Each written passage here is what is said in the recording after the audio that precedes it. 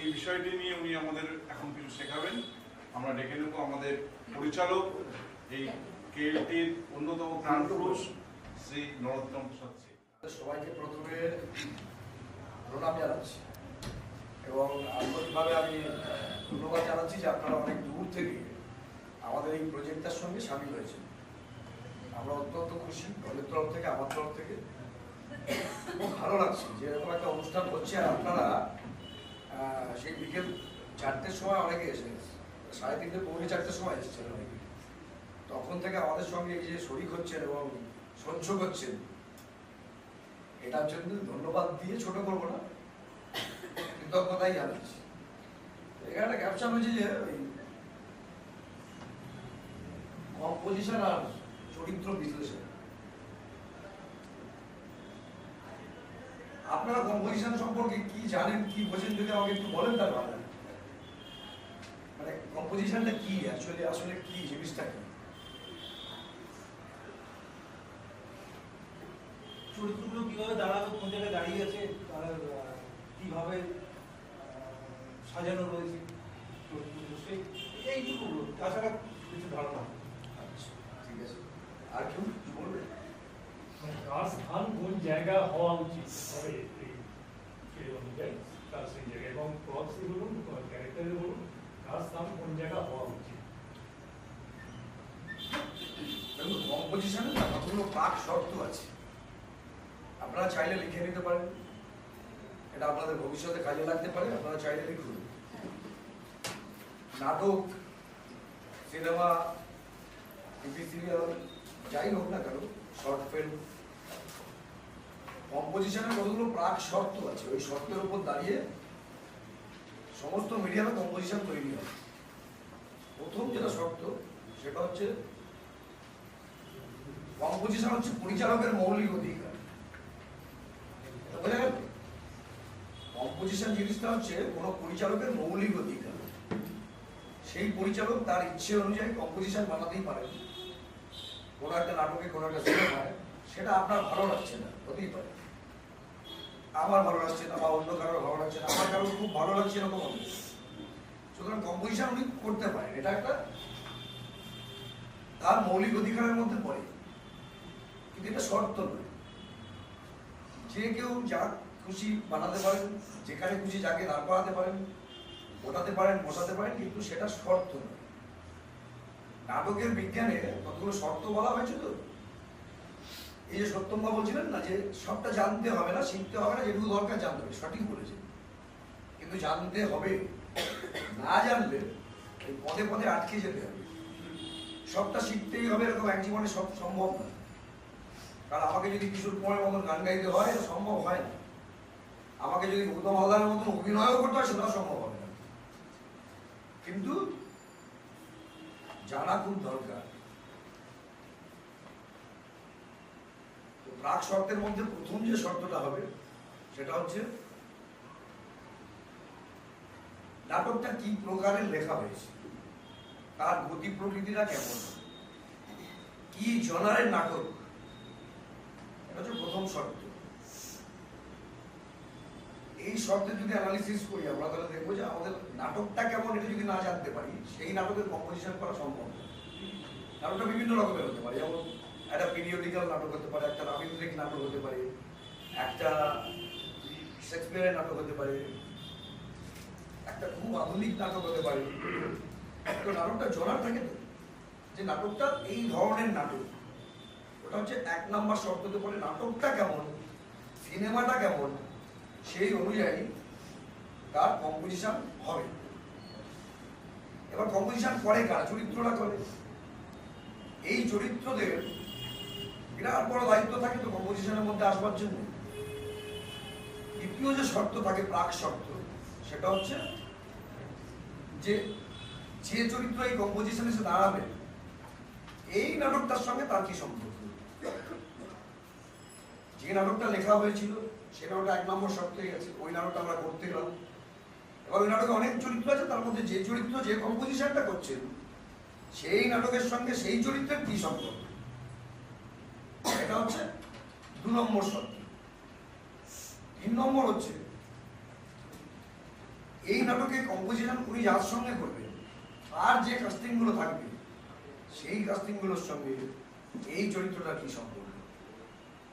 তাহলে কি বোঝা গেল যে প্রথমে নাটকটার সঙ্গে সেই চরিত্রের কি সম্পর্ক, অন্য চরিত্র যারা আছেন তাদের সঙ্গে তার কি সম্পর্ক। কারণ এটা যদি আমরা পরে ভাঙি বুঝতে পারবো যে আমরা সব কম্পোজিশন সব নাটকে সব চরিত্রের সাথে সব জায়গায় করতে পারি না। তার কতগুলো লজিক্যাল ভিউ থাকে, রিয়ালিস্টিক ভিউ থাকে, বুঝতে পারছো? মানে যা খুশি কম্পোজিশন করছি সব নাটকে সব চরিত্রের জন্য হতে পারে।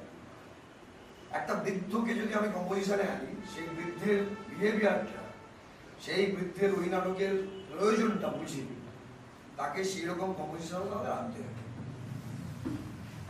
একটা সিরাজউদ্দৌলার নাটক যদি হয়, তাহলে তার যদি মঞ্চে রস্তাম থাকে, নাটকটা যদি লেখা হয়ে থাকে ওই রকম একটা আঙ্গিকে, তাহলে সেই কম্পোজিশন কখনো রিয়ালিস্টিক কম্পোজিশনে মেলে না।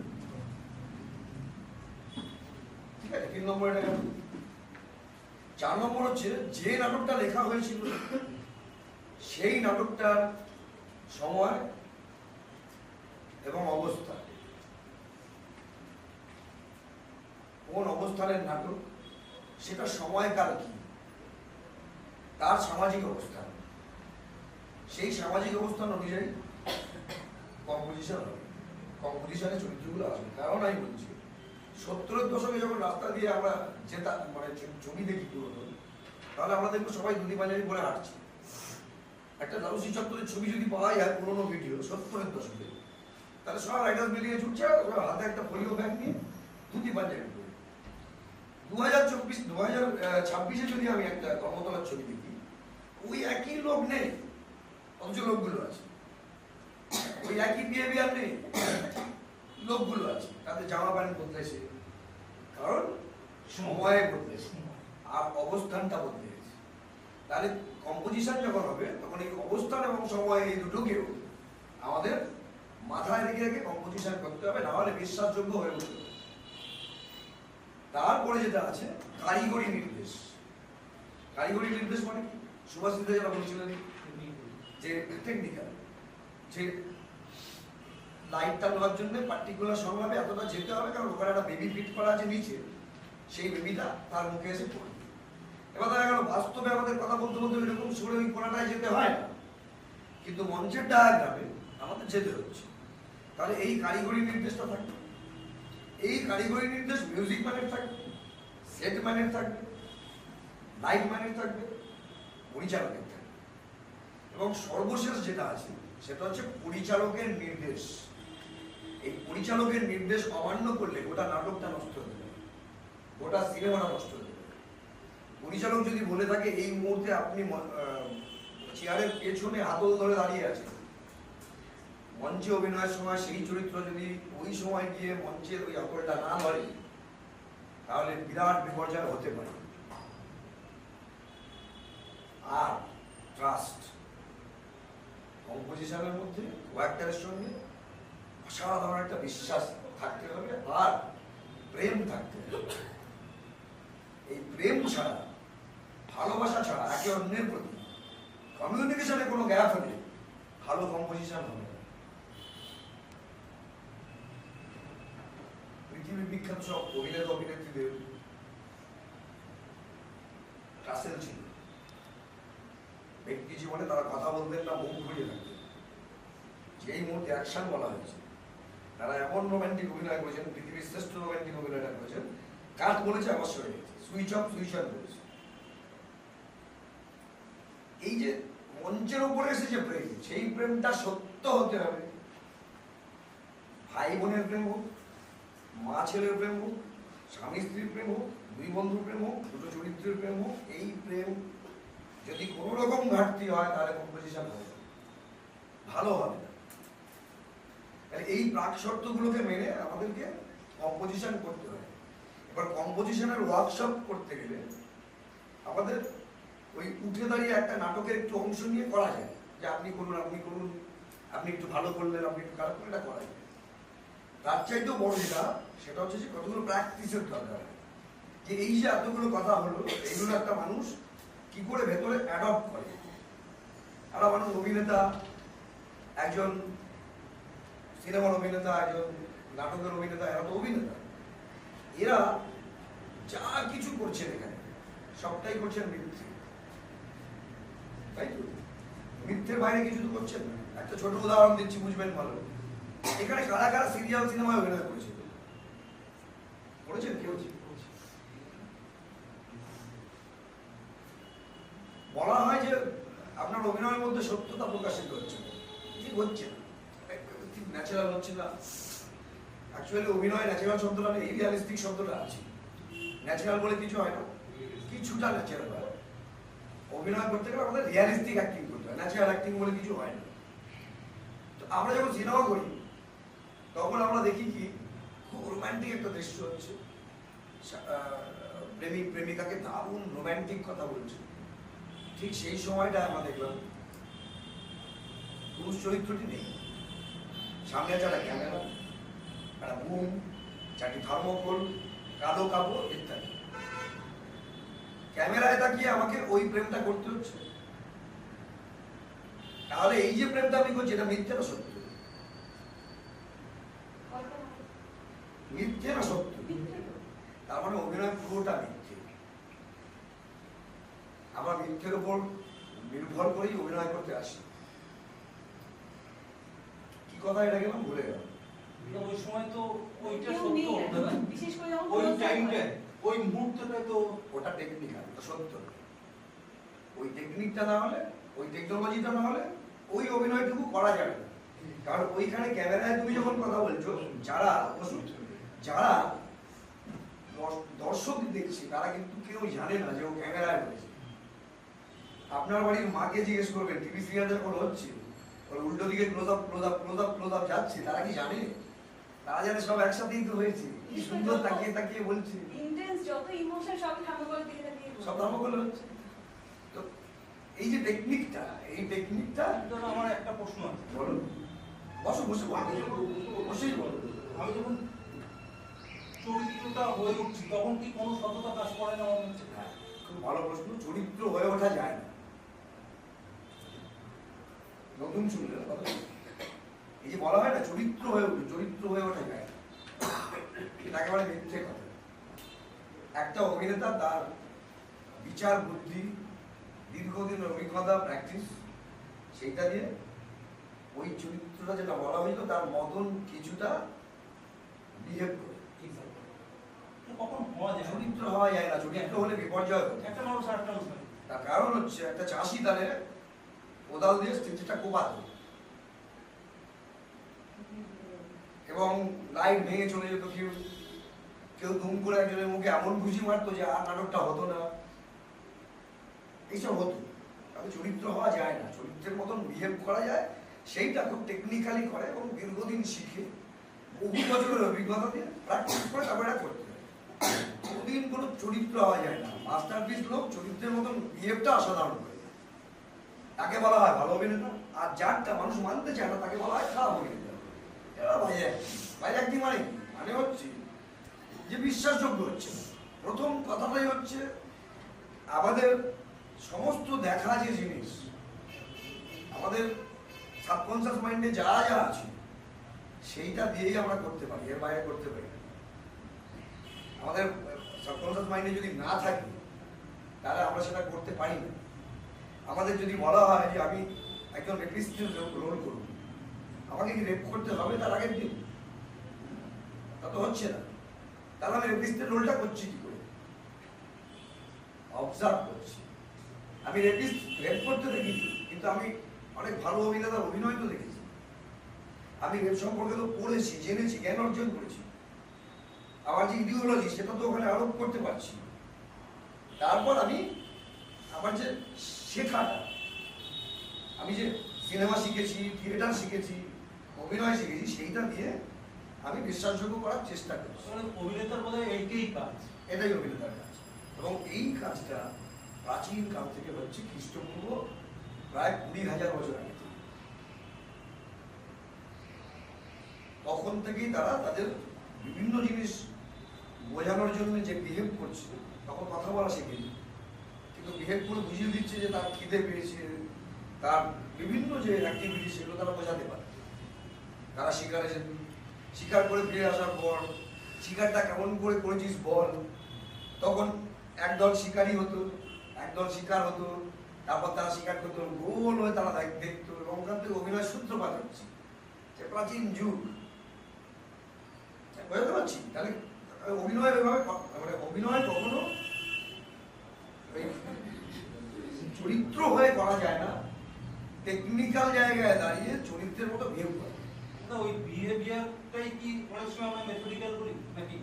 মেথড জিনিসটা আলাদা জিনিস। মেথড হচ্ছে হারমোনিয়ামে যদি সা থেকে সা যাই, আমরা সা থেকে সা তো যাই গান গাওয়ার সময়, যাই না, সাড়ে গাওয়া বাধা নিষেধ করতে হয়, ডিরেক্টরকে শ্রদ্ধা করতে হয়, পরিচালককে ওবে করা, এটা একটা অভিনেতার সবচাইতে বড় গুণ।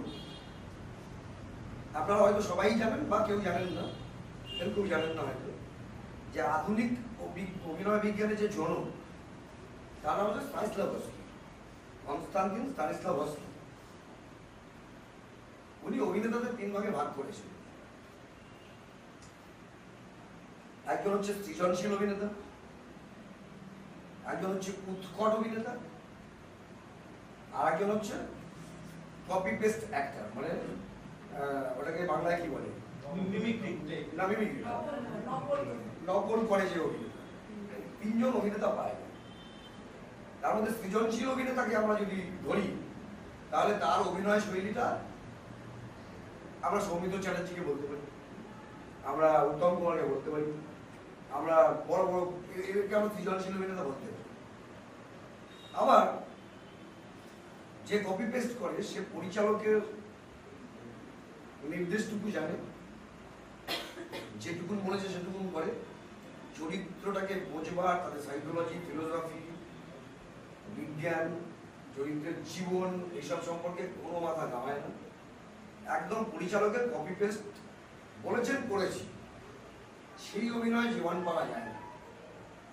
এরকম কপি পেস্ট একটা যারা হন, তারা শুধুমাত্র পরিচালককে কপি করে, এইটা বলেছেন তো তাই এটা করেছি, ওতে কোনো জীবন নেই।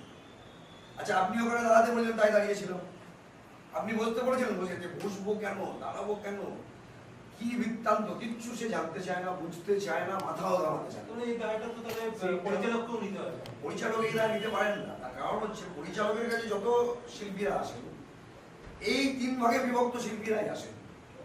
একজন আছেন ওই কপি পেস্ট অ্যাক্টর, একজন আছেন হচ্ছে উৎকট, একদম এই শব্দটা লেখা আছে উৎকট অভিনেতা, আর একজন আছে সৃজনশীল। উৎকট অভিনেতা কারা? তারা কি করেন, তারা এসেই কোনো একটা বিখ্যাত অভিনেতার কোনো বিহেভকে তার চরিত্রের উপর লাগিয়ে দেন। পরিচালকের ধার ধারেন না, পরিচালকের কথা শোনেন না, পরিচালককে সম্মান করেন না, পরিচালকের কোনো কথা দিয়েই ধার দিয়ে যান। তারা কোনো বিখ্যাত চরিত্রের, তার পছন্দের কোনো চরিত্রের বিহেভিয়ার, শরীর মন ওই চরিত্রের মধ্যে লাগিয়ে দেন। আর কি করেন, নিজেকে না, কারণ তিনি উপায় খোঁজেন নিজেকে প্রচার করার মাধ্যম হিসেবে। কারণ আমি ফর্সা, আমাকে দেখতে ভালো, চরিত্রটা চাষি, কিন্তু আমি নোংরা হব না, আমি আমি আমি এরকম, এই ড্রেস আমি পরি না, এই জুতা আমি পরি না, আমি করছেন কেন? আপনি তাহলে চরিত্রটা পরে। বহু অংশে দেখা গেছে, বহু আর্টিস্ট এরকম বলেন, এই জামা আমি পরি না, আমি কেন? আমি তো আমি উঠছি। অভিনেতার 2টো সত্তা থাকে, একটা হচ্ছে অভিনেতা সত্তা নিজে, ধরুন আমি নরোত্তম প্রসাদ ছিল, আমার অর্ধেক হচ্ছে সেই চরিত্র, অর্ধেক আমি। আমার যে অর্ধেক চরিত্র, সেই চরিত্রটাকে আমি আমার অর্ধেক দিয়ে অত্যন্ত বিজ্ঞানসম্মত ভাবে, বিশ্লেষণাত্মক ভাবে, আমার দীর্ঘদিনের অভিজ্ঞতা দিয়ে টেকনিক্যালি করছি। কি করছি? ওই চরিত্রটাকে আমি সুবিচার করার চেষ্টা করি, যে আচ্ছা এ সিরাজউদ্দৌলা, তো আমার চেহারায় সিরাজউদ্দৌলাটা যাচ্ছে, আমাকে সিরাজ হতেই হবে। আমি নরোত্তম প্রসাদ ছিল, আমি আমার বুদ্ধি দিয়ে বিচার করতে পারছি যে সিরাজটা আমার দ্বারা হচ্ছে না, আমি চাইলেই সিরাজ করতে পারি না। আমি বোঝাতে পারছি তো? কোনো প্রবলেম কনফিউশন হলে বলবেন। তাহলে এই দ্বৈত সত্তা, এই দ্বৈত সত্তা নিয়ে অভিনেতা মঞ্চে আসে, ক্যামেরার সামনে আসে, আর একটা সত্তা সারাক্ষণ তাকে বুদ্ধি দিচ্ছে কি করবে কি করবে না, কোনটা করলে সমস্যা হতে পারে, এই তার সারাক্ষণ চলছে। এবং যে যত বুদ্ধিমান অভিনেতা তার অভিনয় শৈলী তত মানে। এই দ্বৈত সত্তা নিয়ে সৃজনশীল অভিনেতা কি করে, চরিত্রের গভীরের মধ্যে যান, চরিত্রকে বিশ্লেষণ করেন, যেখানে লেখা হয় না চরিত্র বিশ্লেষণ করেন এবং দীর্ঘদিন ধরে সেই চরিত্রটাকে অবজার্ভ করে বিভিন্ন তার দেখা, তার যে সাবকনশিয়াস মাইন্ডে যেগুলো রয়েছে সেইগুলো দিয়ে, এবং তার যে গুণ, তার যে শিক্ষা, তার পড়াশোনা, সব কিছু দিয়ে সে একটা চরিত্রের শরীর সৃষ্টি করে। এবং সেটা সময় তিনি একবারও দেখেন না এই চরিত্রটা কতটা ভালো লাগছে লোকের। উৎকট অভিনেতা কি করেন, তার একমাত্র উদ্দেশ্য হচ্ছে ওরা ভালো লেগেছে না লাগেনি, যদি ভালো না লাগে আমি বাড়াবো,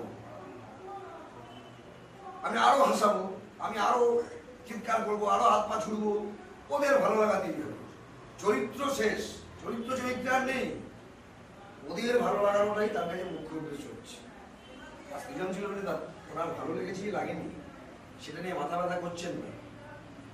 সৃজনশীল অভিনেতা করছেন চরিত্রটাকে সঠিক বিশ্লেষণ করছেন, সঠিকভাবে অভিনয় করছেন, তাতে কারোর ভালো হয়তো লাগছে না, মানে চটকটা নেই। তাহলে আপনারা উদাহরণ পাবেন, ছোট না করে বলছি, আমি কাম করে বলছি।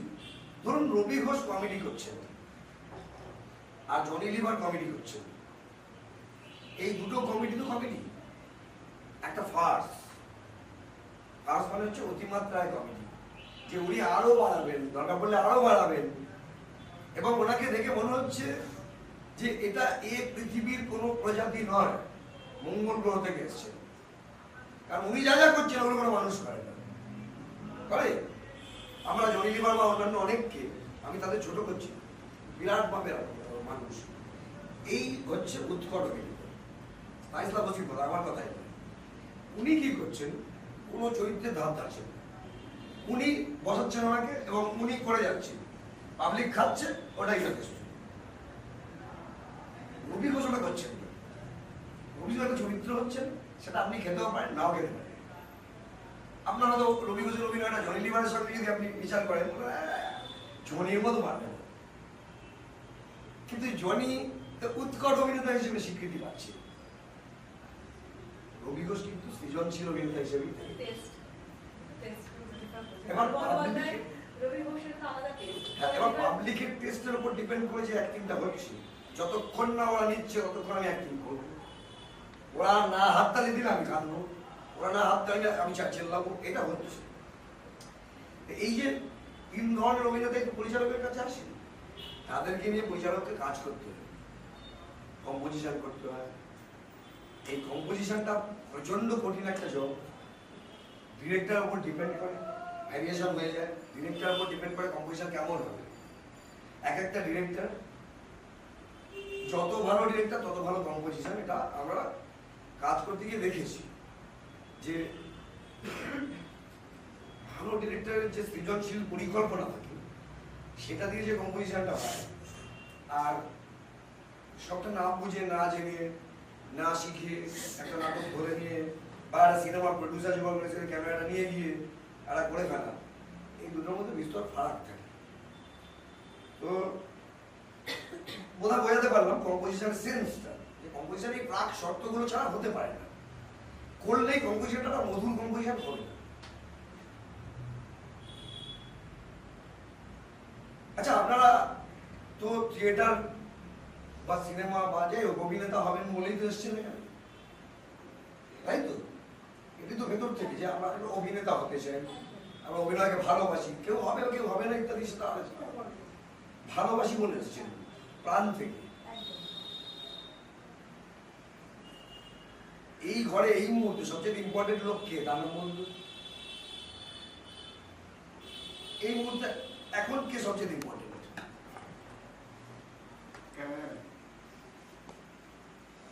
শিক্ষক কে বলুন? যে বক্তব্য আছে না যিনি শেখান শিক্ষক এই মুহূর্তে সেই কি সবচেয়ে ইম্পর্টেন্ট? যে শিখতে এসছে, আমি যদি বলি, আমি বলবো আপনি সবচেয়ে ইম্পর্টেন্ট। আমি সবচেয়ে দিই আমার জন্যই আয়োজন, শিখতে এসেছে। আমার জন্যই তো আয়োজন। যে বলবে শোনো, সেটা লিসনার হওয়া দেখবে সুবিধা হয়, শুনতে হয়, শোনার প্র্যাকটিস করতে হয়। আমি যাকেই জিজ্ঞেস করেছি যে এই ঘরে সবচেয়ে ইম্পর্টেন্ট কে, তার কাছ থেকে এই উত্তর আশা করবো আমরা যে আমি মানে আপনি। আর আপনার ইম্পর্টেন্সিটাই আপনার কাছে সবার চাইতে আসল। আমি বা অন্য কোনো ক্যামেরা কেউ না। আমাকে জিজ্ঞেস করলে আমি, আপনাকে জিজ্ঞেস করলে আপনি। তার কারণ হচ্ছে আপনি যদি নিজেকে ইম্পর্টেন্স না দেন, আপনি অন্যকে কি ইম্পর্টেন্স দেবেন? নিজেকে যদি ভালোবাসা দেওয়া যায় তাহলে উনি কাউকে ইম্পর্টেন্স, ভালোবাসা দেন। আজকে এখানে ইম্পর্টেন্সের কথা উঠেছে। না দিলে, যদি ইম্পর্টেন্স না দেন তাহলে আপনি এখানে কাজ করতে পারবেন। এই যে ইম্পর্টেন্স, এই ইম্পর্টেন্স দিতে গেলে কি করতে হবে? নিবিড় কনসেন্ট্রেশন দিতে হবে। কারণ আপনি আপনাকে দিচ্ছেন তো সবটা। আমি বোঝাতে পারছি? আপনি যখন ইম্পর্টেন্স আপনাকে দিচ্ছেন, তার মানে আপনি যা এখানে পরিশ্রম করে কষ্ট করে এসেছেন সবটা নেবেন, তাই এসেছেন। এই ইম্পর্টেন্স আপনি আপনাকে দিন, তবে এই কথাগুলো সত্য হয়ে উঠবে। আপনি আমার দিকে তাকিয়ে আছেন, কান অন্যদিকে আছে, আমার দিকে তাকিয়ে আছেন, ভাবনা অন্যদিকে আছে, তাহলে এটার ইম্পর্টেন্স থাকে না। বা আপনি রিলেট করছেন আগের কোনো ওয়ার্কশপের সঙ্গে, তাহলে কিন্তু এটার মূল্য থাকে না। একটা অভিনেতার সবচাইতে বড় পাওয়ার হচ্ছে কনসেন্ট্রেশন। শুধু অভিনেতা নয়, পৃথিবীর যত বৃহৎ বিখ্যাত কাজ হয়েছে তার মূলে আছে কনসেন্ট্রেশন। তা আপনি যদি কনসেন্ট্রেশনটা না দিতে পারেন তাহলে অভিনয় করতে পারবেন না। এবং স্যার অবজারভেশন পাওয়ার যার যত ভালো হবে সে তত ভালো। অবজারভেশনটা অন্য একটা পার্ট, কনসেন্ট্রেশনের সঙ্গে অবজারভেশনের সম্পর্ক নেই। আমি কনসেন্ট্রেশনের কথা বলছি এইটা, আমরা যখন থিয়েটার করছি, উইংসের দ্বারা একটা লোক দাঁড়িয়ে রয়েছে, সেই লোকটা থিয়েটারের মধ্যেই কনসেন্ট্রেট করছে। আমরা এখানে বসে আছি, আমার দিকে তাকিয়ে আছেন, আপনি আমাকেই কনসেন্ট্রেশন করছেন, কোনো রিলেটও করছেন না। এরও ওয়ার্কশপ আছে, এরকম এক্ষুনি করাও যায় সেটা, যে আপনি কি ভাবছেন সেটা আপনিও ভাবতে পারবেন। মানে আপনাকে চেয়ারে বসানো হবে, আপনাকে বলা হবে কিচ্ছু ভাববেন না, বসে দেখা। এই কিচ্ছু না ভাবাটা দীর্ঘদিন প্র্যাকটিস না করে করা যায় না। এটা ধ্যানের প্রত্যাহারের ধ্যান। আপনি কিচ্ছু না ভেবে দেখান। এই কিচ্ছু না ভেবে দেখানোটাই হচ্ছে একটা অভিনেতার প্রথম কাজ। যে আমি যখন অভিনয় করতে ওই যে ঢুকে পড়েছি, পৃথিবীতে কোথায় কি হচ্ছে, কেন হচ্ছে, কিচ্ছু জানি না, শুধু ওটুকু জানি। এটা যার হয় সেই পারে, যার হয় না তার সৃজনশীল অভিনয়টা হয় না। আমরা তো এরকম শুনেছি পৃথিবী বিখ্যাত যারা অভিনেতা, যেমন সৌমিত্র চ্যাটার্জি, উত্তম, তারা নাকি লোক চিনতে পারছে না মেকআপের পর।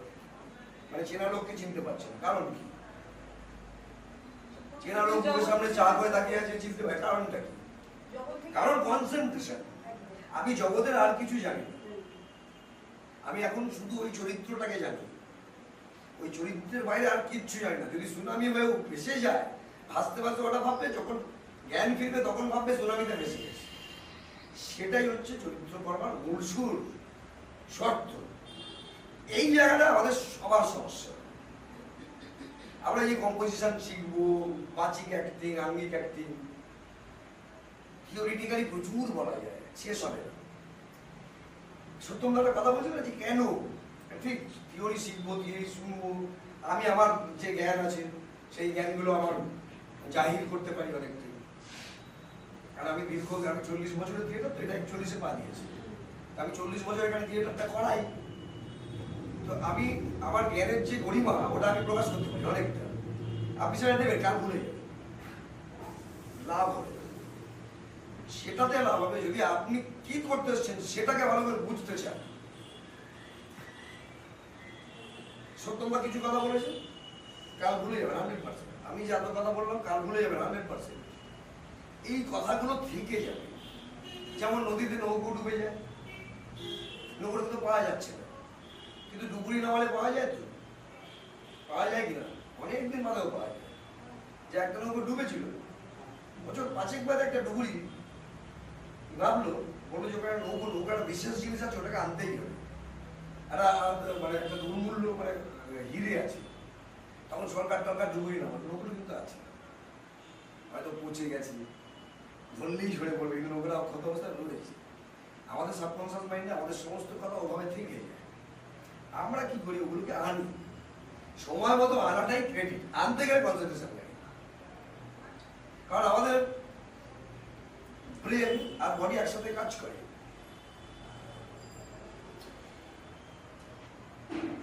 আপনি এরকম ভাবে বসুন, বডি ছেড়ে দিন।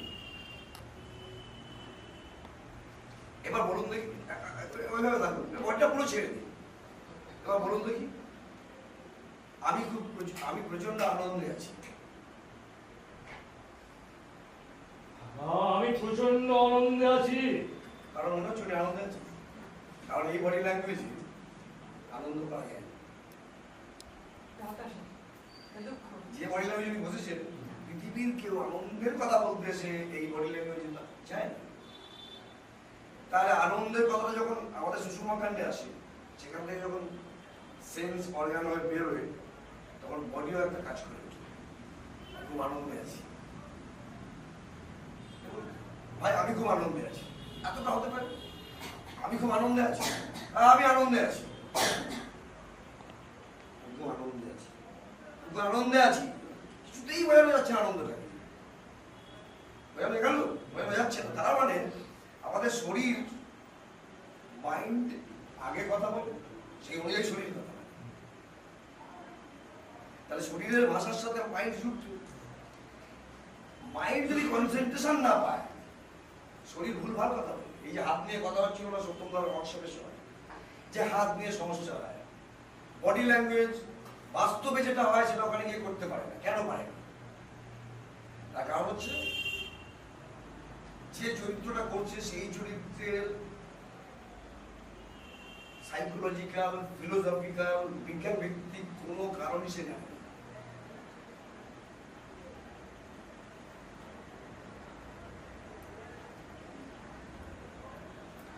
কম্পোজিশন নিয়ে আর কোনো প্রশ্ন আছে?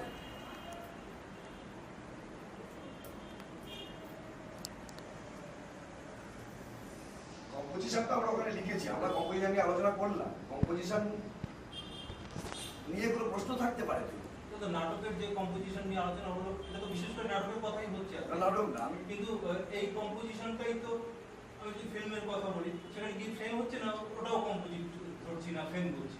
কম্পোজিশন একদমই এই যে এটা হয়ে আছে, এটা কম্পোজিশন একদমই। কেন?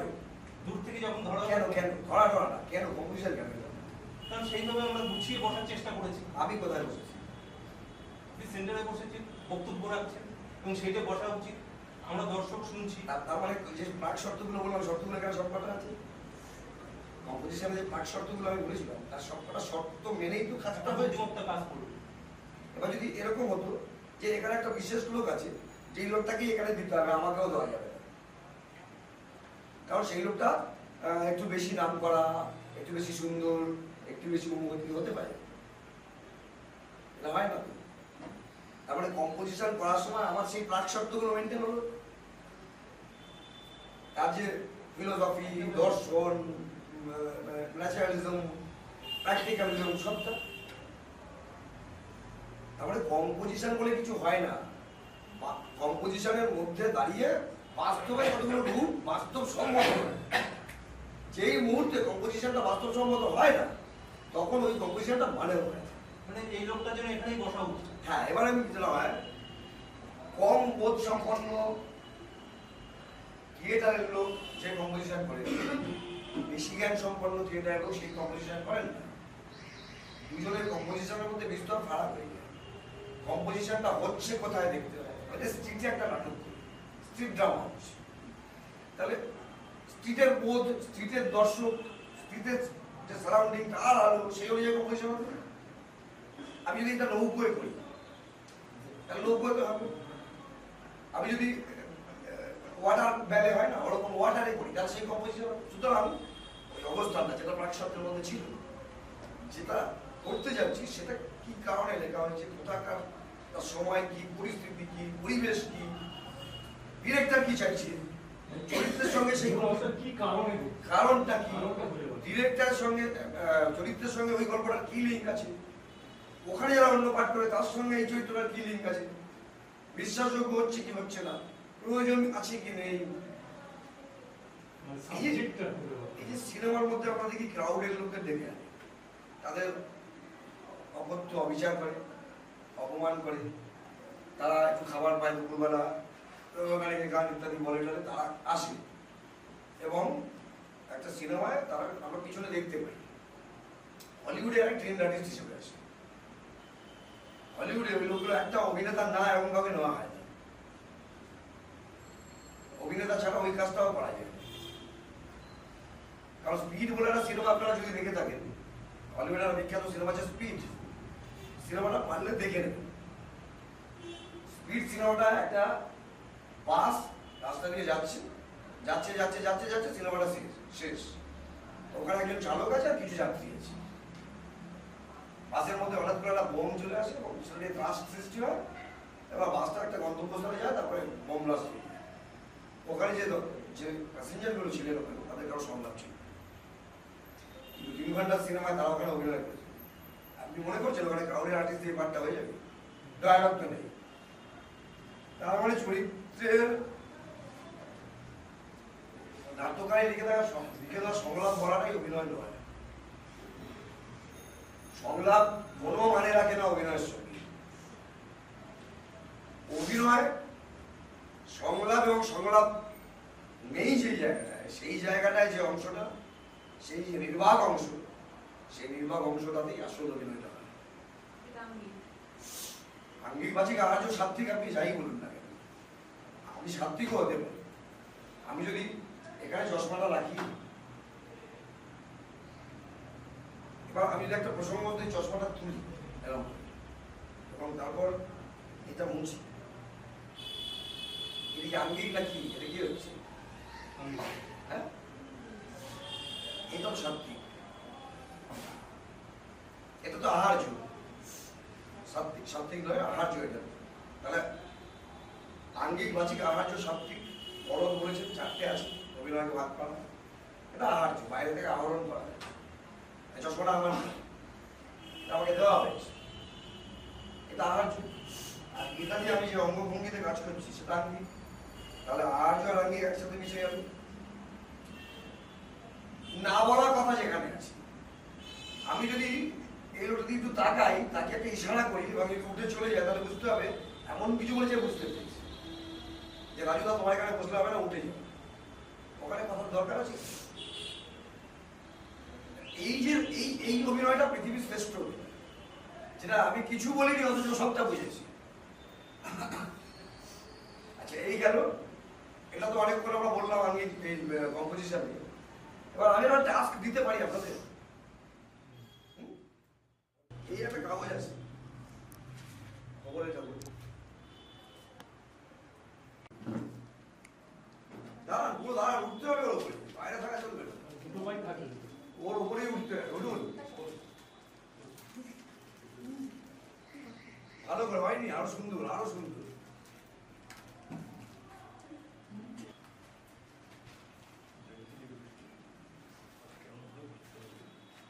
চারজন কজন আছে? এখানে আমার পেছনে নিতে পারো তো? যতটা প্রত্যেকের পা ওর উপর থাকতে হবে, প্রত্যেকের পা থাকতে হবে। পা বাইরে থাকলে কিন্তু পুরো ডিসকোয়ালি হয়ে যাবে। আপনার পা বাইরে আছে, আমার পেছনে যাবেন, ভেতরে ঢোকা রেডি হও, ভেতরে ঢোকা। চেষ্টা করবেন যে একদম সরকারের উপরে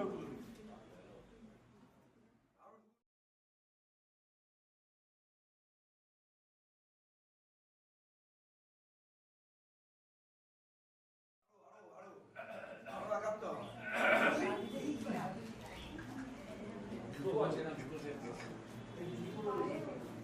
যেভাবে হোক, পায়ের উপরে পা থাকবে, ঘাড়ের উপরে মাথা থাকবে, তার মানে কি দাঁড়াচ্ছে যে একজন আর্টিস্ট আর একজন আর্টিস্টের সঙ্গে এতটাই একাত্ম যে ওইটুকু যদি পরিচালক চান কম্পোজিশনের সময়, তাহলে আমরা প্রাণপাত করে হলো এটা করবো। এবং তখন কি দরকার হবে?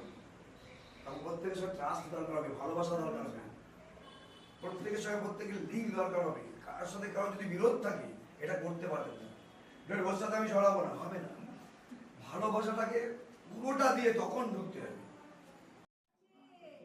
আমরা ভাবছি আমরা actually আমরা তো কেউ কাউকে চিনি না, কিন্তু তবু আমরা যে এখানে এসে এইভাবে যে ধরতে পেরেছি, এটা ভালোবাসার তাগিদেই হয়। থিয়েটার এটাই দেয়, হ্যাঁ, থিয়েটার এইটা দেয়, হ্যাঁ। এই ভালোবাসা। যে আমাদের পরিচালক নেমেষ। বা আমরা যার কাছে এসেছি, যার কাছ থেকে জানতে পারছি, উনি বলেছেন আমাদের এটা করতেই হবে। খেলাটা শেষ হয়নি, আচ্ছা, আমরা জানতে হবে। এইবার হচ্ছে এখানে না, এই এবার দাঁড়াবে এটা, বাচ্চারা হবে। দেখুন পরে মাঝখানে এই পায়ের তো পা দিয়ে দে। সব পায়ের উপর পা দিয়ে দে। কিভাবে দাঁড়াবে আমি জানি না, কিন্তু দাঁড়াতেই হয়। পায়ের উপর পা দিয়ে দে। এই ভাজ করো না, ভাজ করো না। পায়ের উপর পা দিয়ে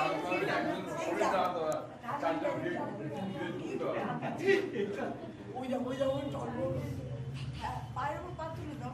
চেষ্টা করো, যাতে ওইটুকু জায়গা ছাড়া জায়গা নেই। কম্পোজিশনে মজা পাওয়া যাচ্ছে। কম্পোজিশন মানে শুধু ডায়লগ বলে একবার থেকে ওপর মতে একবার চালাতো নয়। কম্পোজিশন মানে হচ্ছে একাত্ম, একটা আর্টিস্ট আর একটা আর্টিস্টের সঙ্গে একেবারে একাত্ম হয়ে তারপরে কম্পোজিশন করে। সব আর্টিস্ট এক জায়গায় স্যাচুরেশন সিরিয়াল হয়ে গেছে। সবাই হাত কষ্ট করো, হাতটা কষ্ট করে অন্য কিছু করে দাও। এইভাবে এরকম চলে আসবে, আরো ছোট হয়ে যাবে, আস্তে আস্তে ছোট হয়ে যাবে। হয়েছে? এটাকে কি বলে? হিউম্যান নট, মানে মানব বন্ধন।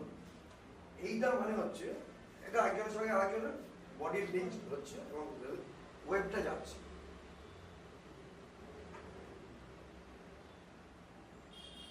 হাত ছাড়া যাবে না, নিজেদের মুক্ত করুন,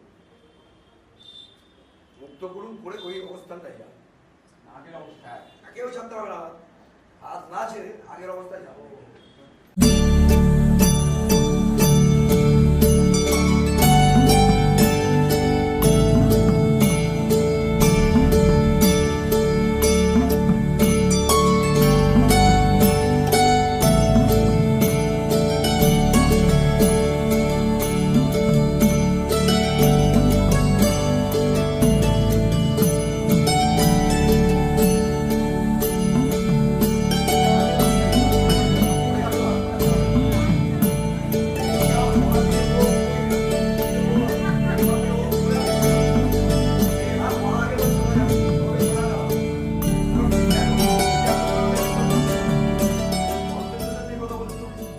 বিশ্বাসযোগ্যতা, ভরসা, ট্রাস্ট সব কথা বলছিলাম।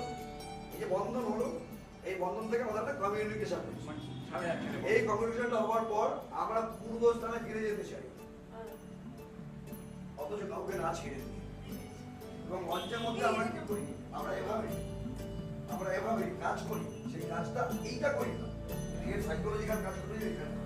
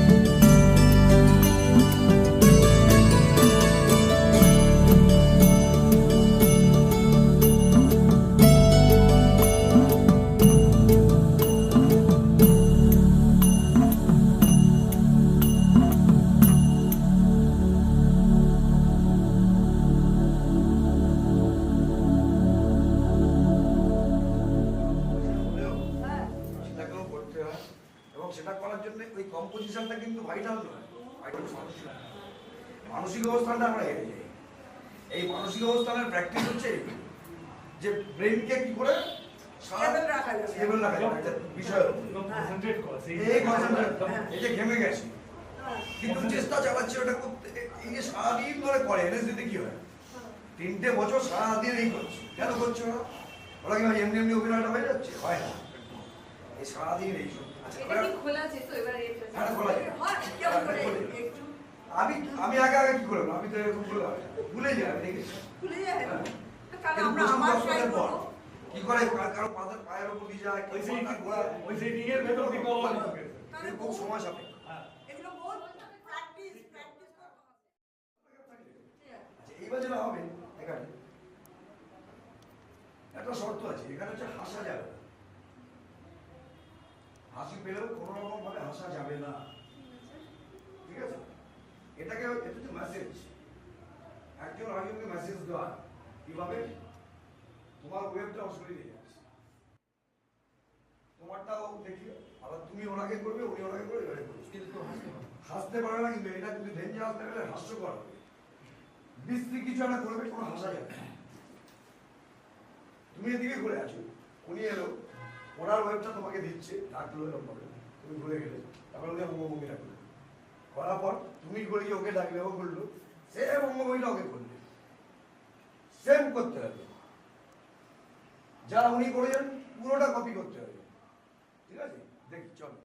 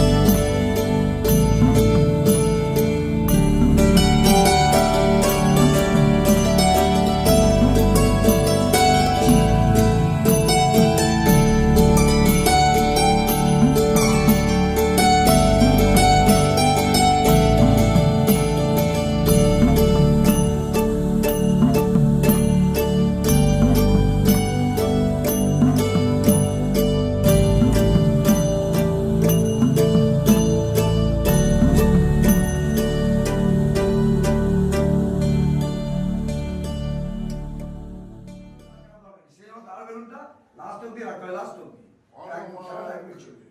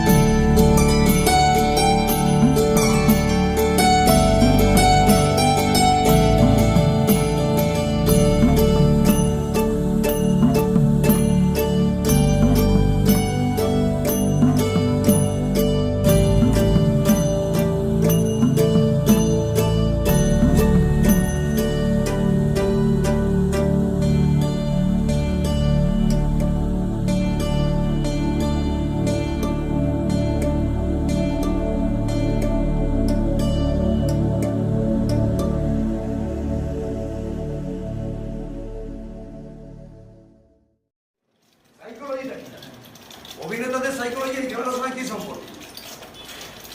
এটা অভিনেতারা কেন খেলবে এই খেলাটা?